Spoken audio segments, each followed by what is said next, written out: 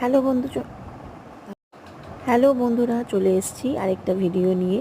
বালেশ্বর স্টেশনে নেমে আমরা ক্যাম্পের দিকে চললাম। ক্যাম্প থেকেই আমাদের গাড়ি পাঠিয়েছিল, সেই গাড়ি করেই আমরা এখন যাচ্ছি।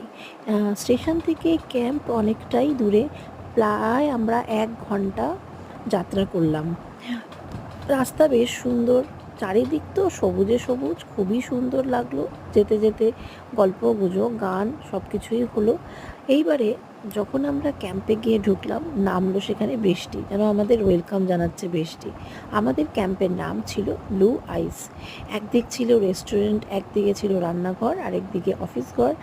ক্যাম্পে ঢুকে মনটা ভরে গেল, এত সুন্দর লাগছে, এত সুন্দর করে সাজানো গোছানো, কি বলবো তোমাদেরকে। এটা রাতের ভিউটা আরও ভালো লাগবে, তোমরা সাথে থাকো, দেখতে পারবে। যাওয়ার সাথে সাথেই ওরা ওয়েলকাম ড্রিঙ্ক দিল, সেটা দিল ডাব।